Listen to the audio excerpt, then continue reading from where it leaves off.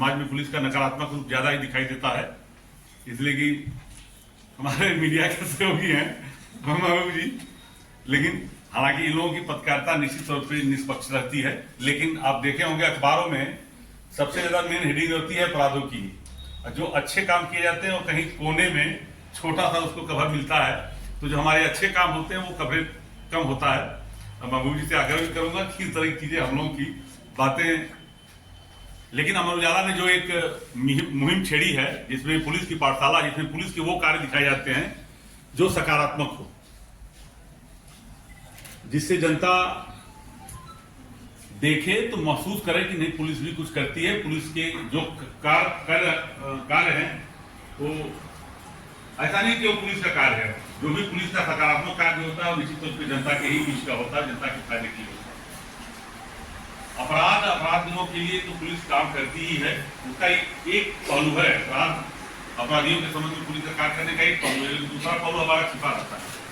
तो अमर उजाला का मैं शुक्रगुजार हूँ कि कम से कम हम लोगों को उन्होंने अवसर दिया ताकि हम लोग अपनी बातें रख सके और वो बातें रख सके जिसकी वजह से अपराध होने से रोका जा सके।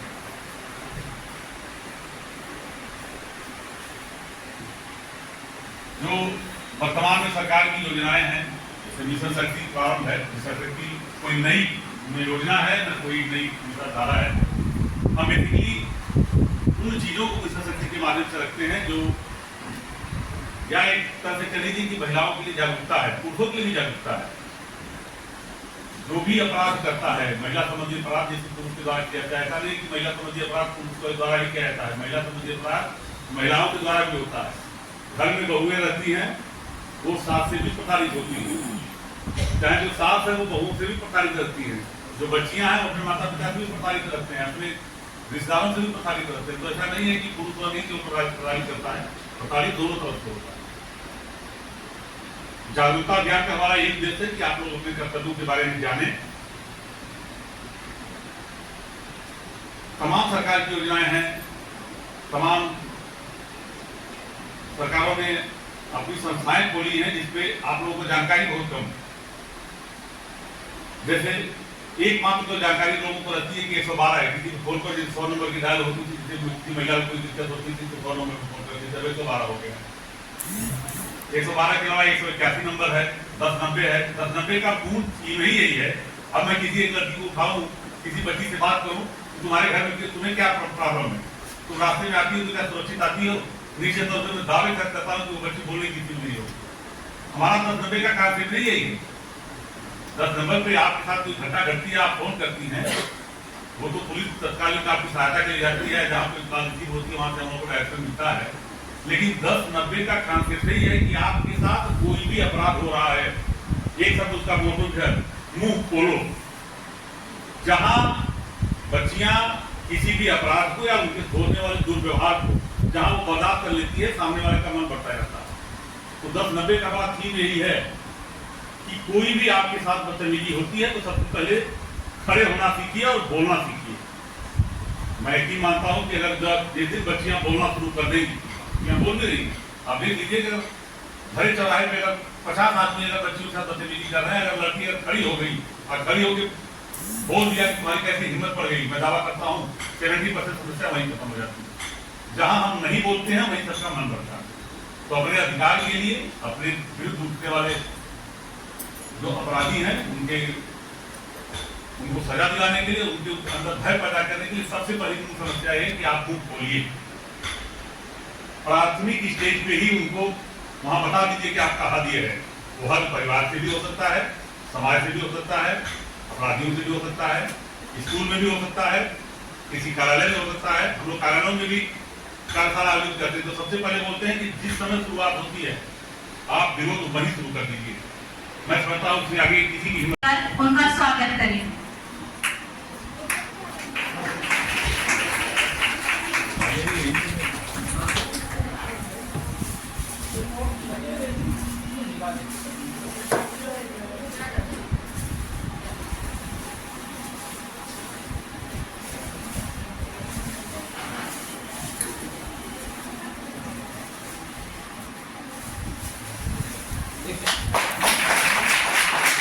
बुलाना चाहूंगी अर्शी मैम और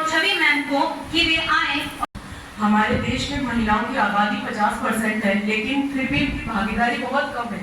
लेकिन आज सबसे पहले तो मैं बहुत खुश हूँ, बहुत सी लेडीज वर्दी में हैं और मैं चाहूँगी कि सब लोग एक बार ताली बजाएं यहाँ पर। महिलाएं हमेशा ट्रेडिशनल रूप में टीचिंग मेडिसिन में ज़्यादा है, लेकिन जब वे वर्दी में आती हैं तो उसकी बात कुछ ज़्यादा ही अलग होती है। तो देखिए, हमारे देश की लड़कियों को अवेयर करने के लिए, एडोलसेंट लड़कियों को गवर्नमेंट ने मेडल मिशन शक्ति प्रोग्राम चलाया है और इसके तहत हम लोग उनको अवेयर करने के लिए एस्टीम गेस्ट को बुलाकर उन्हें गाइडेंस के लिए बुलाते हैं। और आज जो हमारा प्रोग्राम है पुलिस की पाठशाला, इसमें लड़कियों को उनको अवेयर करके उनको एक अच्छा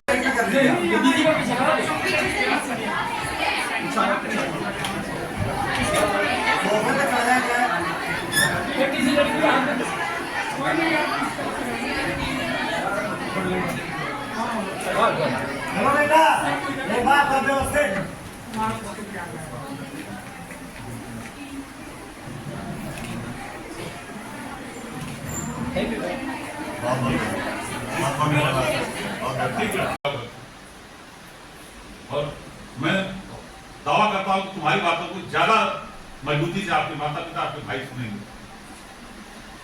ये जो अपराध होता है बाहर के लोग नहीं जानते, हमारे घर के ही बच्चे रहते हैं, वो भूल जाते हैं कि हमारे घर में भी बहनें हैं, हमारे घर में भी माँ है, हमारे भी रिश्तेदार हैं। हम जो उपद्रव करते हैं उससे हमारा घर भी, हमारे रिश्तेदार भी प्रभावित होते हैं। तो ऐसा नहीं है कि जो व्यक्ति अपराध करता है वो सामने वाले के लिए अपराध करता है, उसके घर में भी वही अपराध होता है। ये सब सारी चीजें आपको जानने की भी जरूरत है, बताने की भी जरूरत है, समझाने की भी जरूरत है। बाकी सारी चीजें तो मैं समझता हूँ कि जैसा कि लोग बताएंगे डिटेल, ये लोग एक्सपर्ट हैं, यही चीज करते हैं। आप लोगों की कोई समस्या हो वो बताइए, चाहे कैरियर संबंधित, चाहे कोई बात हो, पूछना हो तो जितना मुझे हो सकता है मैं आपको बताने की कोशिश करूंगा। किसी को कोई जिज्ञासा, कैरियर संबंधित कोई बात हो, भाई सभी लोग ग्रेजुएशन में हैं, निश्चित तौर पे अपने लिए सपना देखे होंगे। किसी को आईएएस, हाँ बताओ। हाँ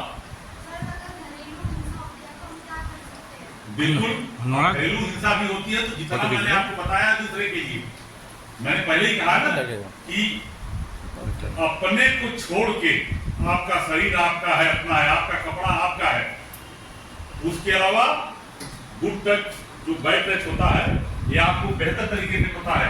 आजकल ज्यादा से ज्यादा अपराध, मतलब मैं समझता हूँ 50% अपराध घरों के बीच में होते हैं, चाहे लड़कियों के लिए हो, शादी के बाद पति से अपराध हो, या उनके माता पिता उनके सोच के हिसाब से नहीं काम कर रहे हो, लड़की के पढ़ने की इच्छा हो, कह रहे शादी जरूरी है, ये भी एक तरह का अपराध है। आपके साथ मारपीट की जा रही है, आपको पढ़ने में दिक्कत किया जा रहा है, आपके साथ सौतेला व्यवहार हो रहा है घर में। भाई माता पिता के अलावा बाकी लोग आपके बारे में क्या सोचते हैं वो आप जानते हैं, आपको परिवार जानता होगा। तो आपकी शादी हो गई है, शादी के बाद पति से तमाम तरह की समस्याएं आती है।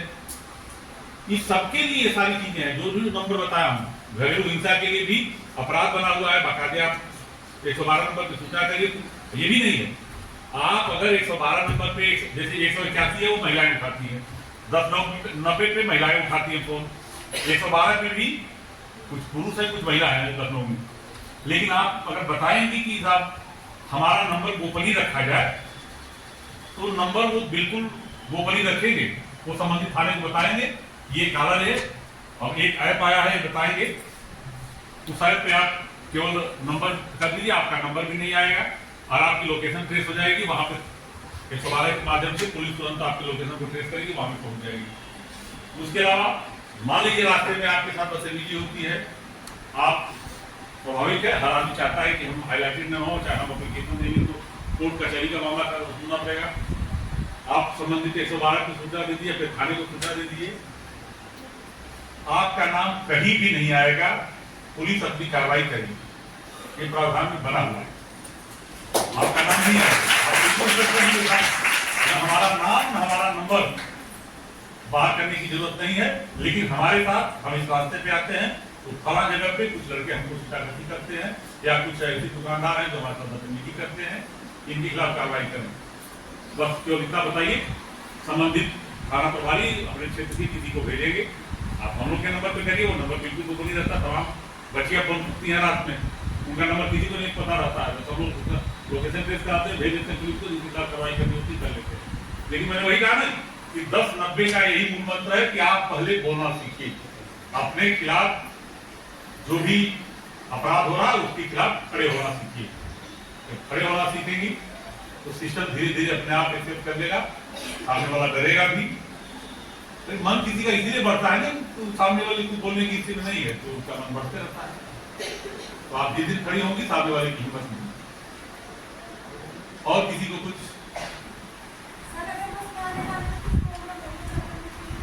क्या करोगे? हाँ बिल्कुल बिल्कुल, बस में आने जाने का प्रॉब्लम हो तो पहले ही बता दीजिए, आवश्यकता पड़ेगी तो हम पुलिस को लगा देंगे, महिला पुलिस जाएगी, थाना प्रभारी तुम्हारे सामने है, ये इनका नंबर सभी रख भी लीजिएगा, आप नहीं करिए, जरूरत पड़ी तो बस के साथ हम पुलिस लगा देंगे। रेगुलर क्योंकि हम पुलिस नहीं लगा सकते, कोई बात नहीं, बच्ची का नाम केवल नाम लिखने की जरूरत नहीं है, बाकी लोग संविधान है, कोई दिक्कत नहीं। आप बताइए, चिन्हित कराइए, आपका नाम गोपनीय रहेगा, वहां भी कार्रवाई होगी, जरूरत पड़ेगी तो हम 2-4 पुलिस लगा देंगे, आपके साथ जाएंगे, थाना प्रभारी खुद जाएंगे मौके पर, जैसी ग्रेविटी होगी आप बताइए।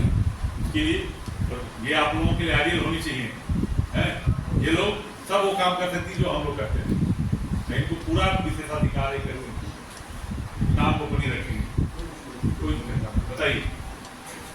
सबका नंबर, सबसे पहले सबका नंबर आप लोगों के पास होना चाहिए, महिला थाना प्रभारी का रखिए, अगर हम लोग के लायक हुआ तो थाना प्रभारी से कहिए आप बता दीजिए, ये हमको बता देंगे, आप सीधे हमको कॉल कर सकती हैं, हमारे कॉल कर सकती हैं।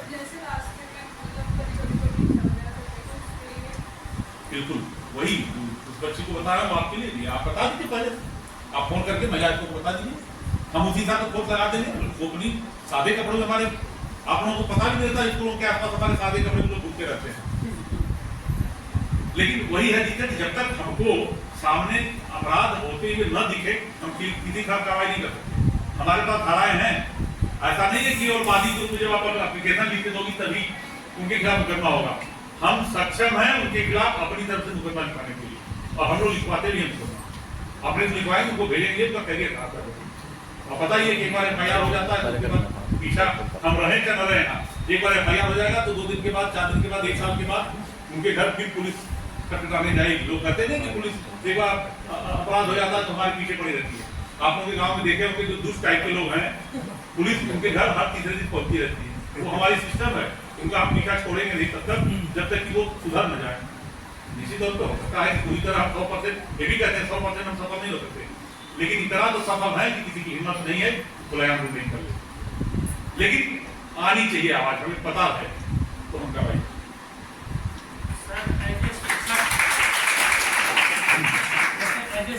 मैंने बच्चियों के लिए नहीं कहा, मैं तो इन लोगों के लिए भी कह रहा हूँ कि ये सारी जानकारी इनके लिए भी है, ये अपने बच्चों को घर पे जाके बताएंगी सारी चीजें। बहुत सारी बच्चियां हमसे मिलती हैं और बोलती हैं कि सर हम डेली क्लास इसलिए नहीं आ सकते कि घर वाले नहीं आने देते हैं, या आस पड़ोस के लोग बोलते हैं कि रोज रोज क्लास बन जाता है। और उसमें सर ये है कि बहुत सारी बच्चियों पर शादी का दबाव रहता है कि तुम करो। जैसे बच्ची एडमिशन के लिए आई थी, उन्होंने कहा कि सर हमारा एडमिशन किसी भी तरह से ले लीजिए, मुझे शादी नहीं करनी है थी। और अभी उनकी उम्र 17, जो भी फर्स्ट ईयर में वो 17-18 साल की होगी, इससे ज़्यादा तो उसका उम्र हो नहीं सकता। तो ऐसे सारी समस्याओं को बच्चियों को सामना करना पड़ता है। तो इसके लिए भी हमारी काउंसलिंग है, इसके लिए भी हमारी काउंसलिंग है।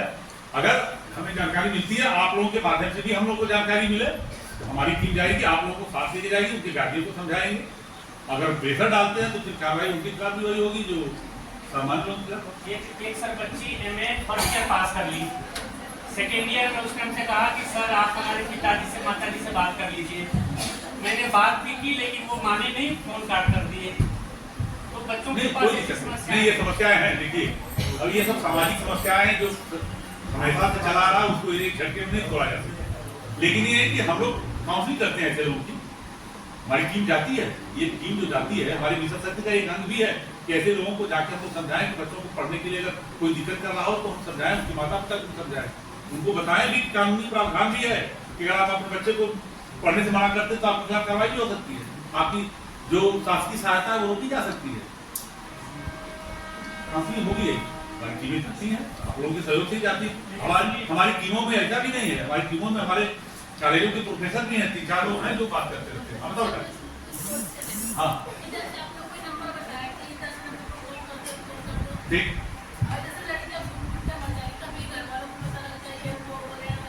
मैंने वाली बात ध्यान तुमने सुना नहीं, हमने कहा कि तुम्हारा नंबर ग्रुप पर ही रहेगा।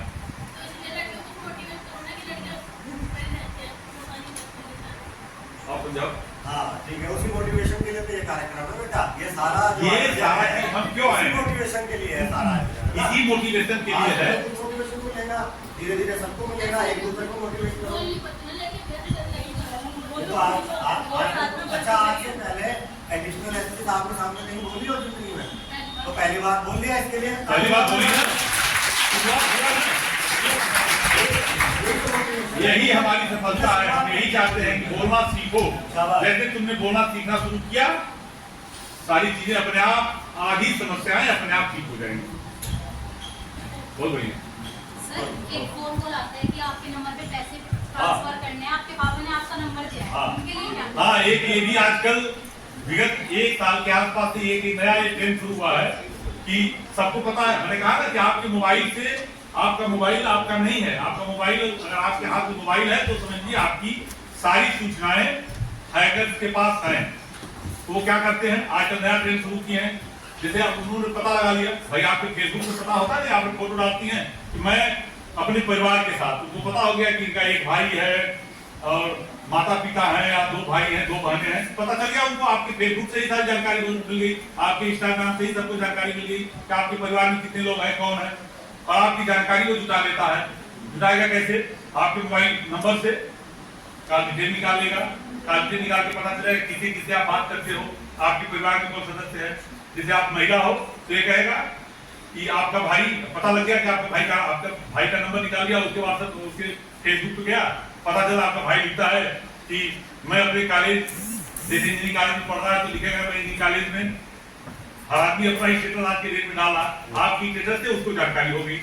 उसने फिर आपको फोन किया कि आपके भाई का नाम ये है, हाँ, तो आपने बताया कि हाँ, आपका भाई क्या दिल्ली में पढ़ता है, आप कहेगा कि अरे उसका एक्सीडेंट हो गया, उसको हम लोग अस्पताल ले गए हैं, या वो किसी स्कैंडल में फंस गया है और आप इतना रुपया भिजवा दीजिए तो हम शायद उसको छोड़ देंगे। जैसे पुलिस वाला बन के करता है, उसका नाम उसने लड़कियों को छेड़ा, इसलिए उसको उसके साथ मुकदमा हो गया है, आप 1 लाख रुपए भिजवा दीजिए तो हम लोग अभी लिखा पढ़ी नहीं करेंगे, छोड़ देंगे।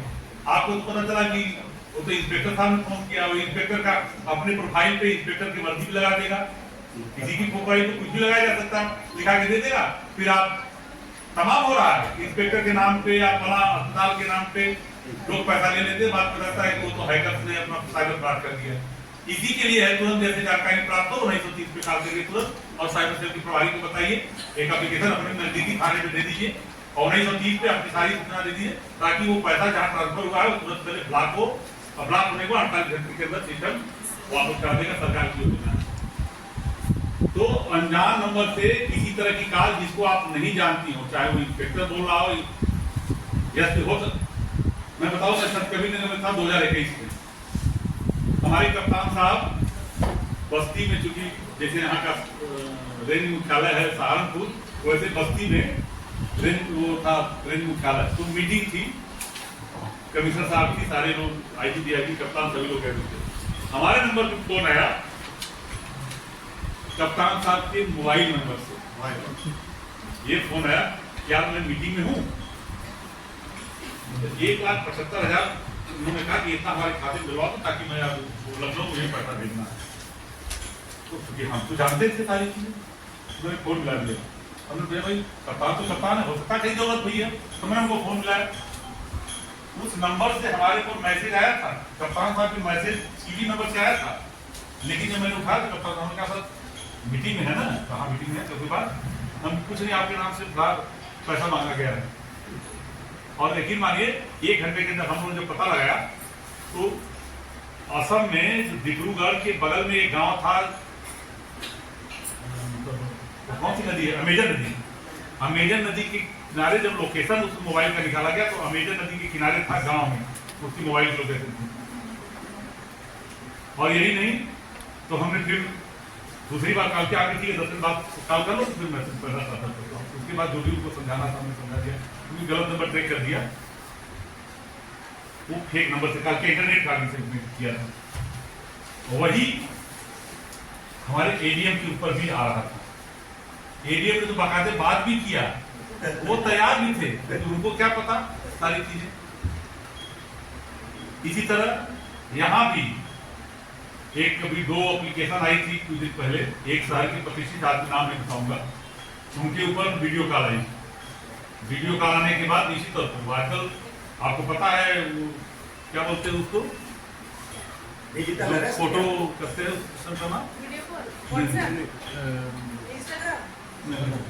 ये फ्रॉड जो करते हैं ऐसे नेकेड करते हैं, डीप फेक पे उसने कॉल किया यहाँ, उधर से नेकेड फोटो, ज्यादा डिटेल दिखाऊंगा, आप लोगों को जानकारी है। उधर से आया, इन्होंने बात किया और वो स्क्रीन से शॉट लिया और फिर उनसे पैसा मांगा। उन्होंने 1 लाख रुपए दे दिया, डर के 1 लाख रुपए दे दिया था। दूसरे वाले ने तो तुरंत फोन कर दिया था, बेटा उनके तत्काल ब्लॉक करिए, उस नंबर को मत उठाइए। 2 केस यही विदिन इस पूरे महीने की बता रहा हूँ, इसी महीने की घटना है। हालांकि हम लोग कार्रवाई कर रहे हैं, उनके पीछे पड़े हुए हैं, टीम हमारी काम कर रही है, लेकिन ये है कि हम कितने सफल हो पाते हैं, क्योंकि फर्जी इंटरनेट कॉलिंग है, उसको क्रैक करना बड़ा टेढ़ा होता है, और जो व्यक्ति बैठा हुआ है वो पता नहीं कहाँ बैठा हुआ है। तो इसके लिए सतर्कता मेन आवश्यक है। आप किसी भी अनजान वीडियो कॉल तो अनजान नंबर का मत उठाइए किसी दूसरा में। हाँ, अगर ऑडियो कॉल है आप बात कर लीजिए, जैसे आपको लगता है कि ये फालतू आपको बातों में जा रहा है आप काट दीजिए। ये अपने माता पिता को विशेष रूप से बताने की जरूरत है, क्योंकि पैसा उन्हीं के अकाउंट में है, पैसा उन्हीं के अकाउंट से जाएगा। आपके अकाउंट हो सकता है 10-20-30 रुपया अधिक हो सकता है, लेकिन जो हो रहा है क्राइम जो हो रहा है वो है साइबर क्राइम, जिसके बारे में लोगों को अभी तक अवेयरनेस इतनी अच्छी नहीं है। तो इसी प्रोग्राम को लेकर आज हमारी टीम यहाँ पर उपस्थित हुई है। उसमें पहले तो मैं जानना चाहूंगी कि यहाँ पर पहले भी एक बार प्रोग्राम सब कर चुके हैं यहाँ पे, तो मेरा ये जानना जरूरी है कि यहाँ पर जितनी भी लड़कियाँ मौजूद हैं, मैं उनसे ये जानना चाहती हूँ कि साइबर क्राइम के बारे में आप लोग क्या जानते हैं। कोई आपकी कोई ऐसा हो कि जो है, देखिए यहाँ पे साइबर क्राइम का जब एक सेशन हो चुका है तो एटलीस्ट आपको थोड़ी बहुत जानकारी होनी चाहिए, एटलीस्ट आपको ये पता होना चाहिए कि साइबर क्राइम होता क्या है। क्या इस बारे में किसी को भी कोई भी नॉलेज है? जस्ट रेज योर हैंड, किसी को कोई जानकारी बताइए। मुझे आवाज नहीं आ रही, आ गया थोड़ा तेज बोलिए।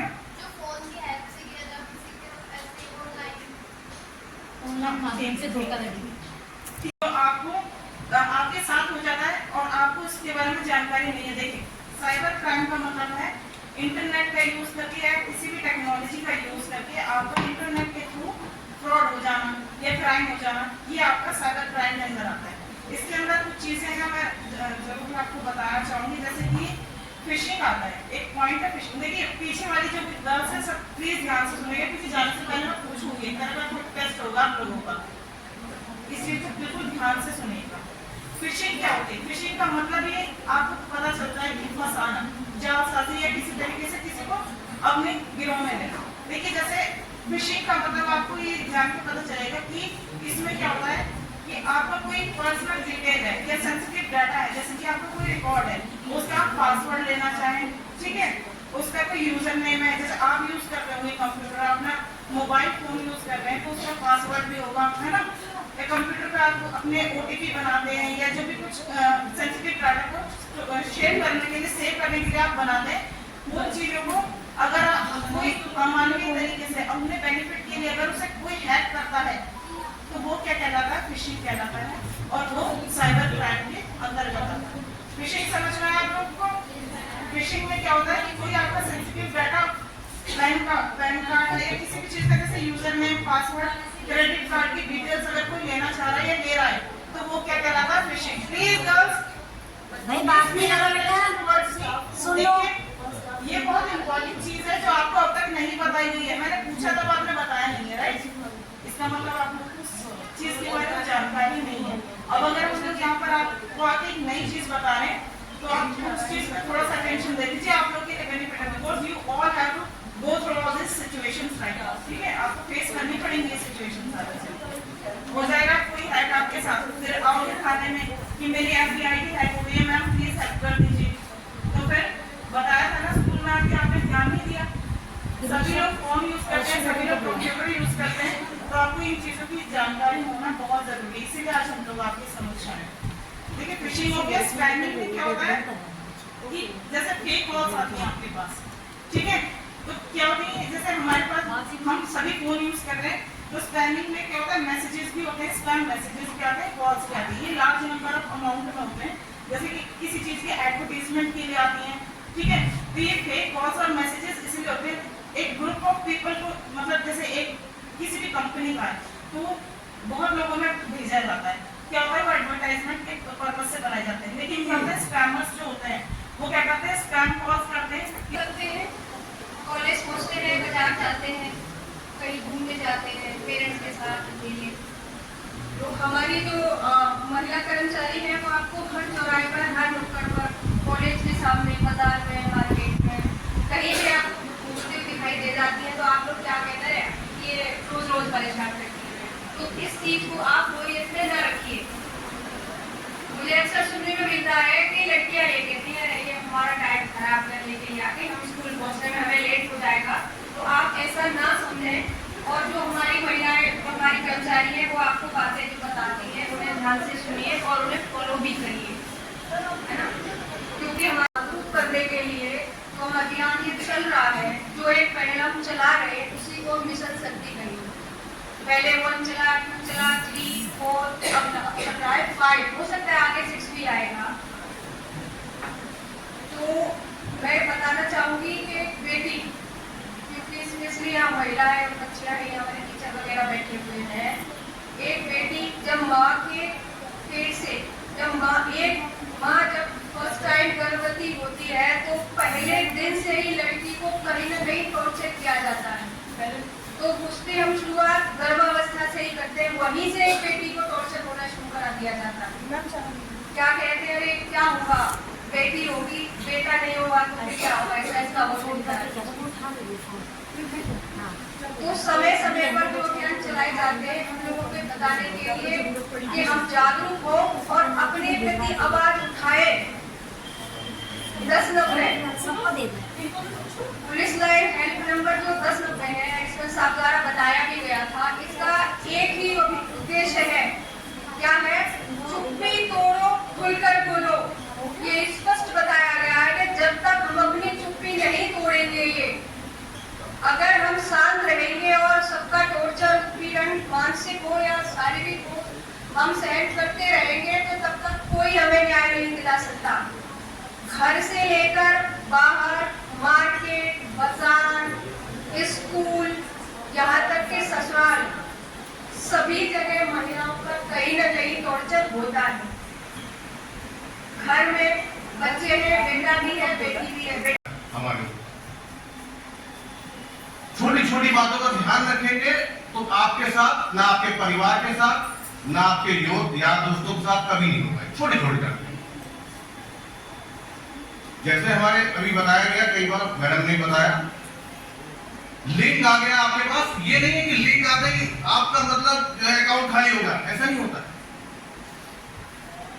लिंक आया आपके पास, आपने उसे ओपन किया, ओपन करने के बाद कोई इंफॉर्मेशन भरता है उसमें, जो है अपना नाम, फादर नेम, अकाउंट नंबर, और उसमें हर चीज वो भरी जाती है, तब वो फ्रॉड शुरू होता है आपके साथ। तो ऐसा कुछ मैजिक नहीं हो रहा है कि आया लिंक और खत्म सब कुछ, ऐसा नहीं होता। देखिए, लालच साइबर क्राइम की जननी है। हर आदमी इस लालच में फंसता है। कैसे फंसता है? आपके अकाउंट में पैसे भेजने हैं मैडम, पापा ने कहा, हाँ हाँ ठीक है भेज दो, तुरंत लालच आ गया, पैसे आ रहे हैं, उसने क्यूआर कोड भेज दिया, उसने अब आपको जानकारी होनी चाहिए क्यूआर कोड तो पैसे लेने के लिए होता है, ना कि देने के लिए। बात समझ रहे आप? क्यूआर कोड आया तो उसका मतलब है कि आपके पैसे जा रहे हैं, ना कि आ रहे हैं। उसने क्यूआर कोड भेज दिया, कहा कि मैडम एक नौकरी किया गया या कोई उसने ओटीपी का बना कह के कुछ और बताया कि आप ये इसमें ये इतना भर दे, आपके पैसे पहुंच जाएंगे। आपने वो अमाउंट भर दिया, पे का बटन दबा दिया, आपके पैसे चले गए आपके। तो छोटी छोटी बातों का ध्यान रखेंगे तो चीजें आपकी बात समझ में आती रहेंगी। बहुत सारे देखिए, साइबर का बचाव का तरीका उसका अवेयरनेस है, केवल अवेयरनेस, और कोई तरीका नहीं। टेक्नोलॉजी बहुत आगे जाती जा रही है, आपकी आवाज की डुप्लीकेसी होती जा रही है, एआई टूल्स आते जा रहे हैं, ये चीज इतनी हाई टेक्नोलॉजी होती जा रही है। आप बात को जब तक आप समझेंगे वो तीसरा चौथा स्टेप आपसे आगे चलेंगे। यदि आप अवेयरनेस नहीं रखेंगे साइबर में, तो आपके और आपके परिवार, आपके गांव, आपके दोस्त, आपके परिदृश्य में किसी ना किसी के साथ कोई ना कोई आपके पैसे हड़पने के लिए तैयार बैठा है। आपके गांव में लोग आते हैं, कहते हैं साहब सरकारी योजना लेकर आए हैं, अपना आधार कार्ड दे दीजिए और इस पे अपना लगा दीजिए। सरकारी योजना में फंस गए, लालच आ गया, पैसा मिलेगा।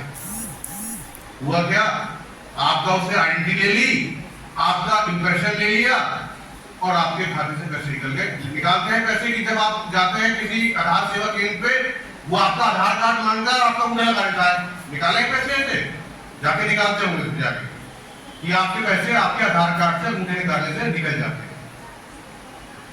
तो इस तरह से यदि कोई गांव में कोई आपके व्यक्ति आ रहा है और इस तरह की योजना बता रहा है, तो मैं ये नहीं कह रहा कि सभी लोग गलत आ रहे हैं, उसको वेरीफाई कर ले, वेरीफाई कर ले कि हाँ ये व्यक्ति जो है आए हैं, ये सरकारी कर्मचारी है, या हम लोगों को ऐसी बेवकूफ बना के हमारा जो है तो ले जाएंगे, पैसा भाग लेंगे।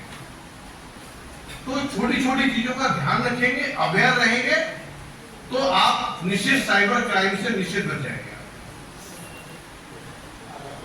लोन, बच्चे क्या करते हैं, बैंकों से लोन तक कई एडवर्टाइजमेंट आते हैं।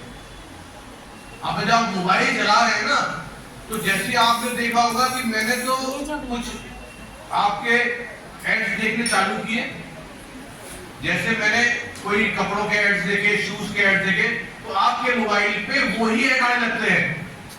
ऐसे देखा ना, मतलब कितनी फास्ट टेक्नोलॉजी है। आपने 4-5 सेकंड में कुछ देखा और आपके मोबाइल पे उसी के ऐड आ रहे हैं। मतलब आपको हर चीज आपकी ऑब्जर्व की जा रही है, हर चीज आपके बैकअप आपका हर जगह है आपका।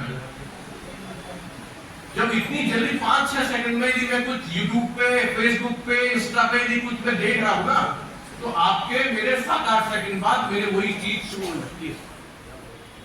तो आप लोगों को ये समझ जाना चाहिए कि जब इतनी हाई टेक्नोलॉजी चल रही है तो हम पीछे रह गए तो हमारे साथ कुछ भी हो सकता है। बच्चों, अब टेक्नोलॉजी के साथ चलो, पीछे चलोगे तो पिछड़ जाओगे। जागरूक रहो, साइबर क्राइम अवेयरनेस। देखिए, मैं अवेयरनेस का प्रोग्राम चला रहा हूं, लेकिन आप कितना अडॉप्ट कर रहे हैं मुझे नहीं पता। वैसे तो शराब की दुकानों पे ऐड चलता रहता है कि शराब पीना स्वास्थ्य के लिए हानिकारक है, हानिकारक हानिकारक है, लेकिन पी रहे हैं बहुत से लोग। वो तो क्या कहते हैं, साइबर को वो तो आपका अवेयरनेस गवर्नमेंट चला रही है ना, लेकिन नहीं, वो तो अडॉप्ट नहीं कर रहे। इसलिए साइबर में अवेयरनेस हम चला रहे हैं, तो कितना आप अडॉप्ट कर रहे हैं ये आपके ऊपर बात है। यदि आप नहीं कर रहे अडॉप्ट, तो आप तो एक दिन आपके जो है साइबर का आपको शिकार बनेंगे। तो ऐसा ना हो कि आपके परिवार के, आपके पिता के, आपके भाई के, आपके पैसे खाली हो जाए, आपके बैंक अकाउंट खाली। बड़ा जोर लगता है जब हमारे खाने में कोई व्यक्ति आता है और कहता है साहब मैंने जो पैसे रखे थे अपनी बेटी की शादी के लिए अपने भाई को। मैडम ने भी बताया आपको आज कई मुद्दों पर जानकारी दी गई। साइबर क्राइम तो मेन विषय था ही, ट्रैफिक में भी बताया गया, अभी संजीव जी ने बताया कि शुरुआत कहाँ से होती है और कैसे सतर्क रहना है। साइबर क्राइम से बचने का एकमात्र सबसे बड़ा पहला जो फर्स्ट स्टेप है वो है सतर्क रहना। आपको कॉन्शियस रहना है कि कहाँ आप अपने फोन को, नेट को यूज कर रहे हो और कहाँ मिस यूज कर रहे हो। दुरुपयोग नहीं करना।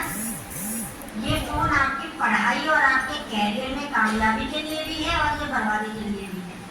तो अब आपको ये तय करना है कि आपको क्या चाहिए।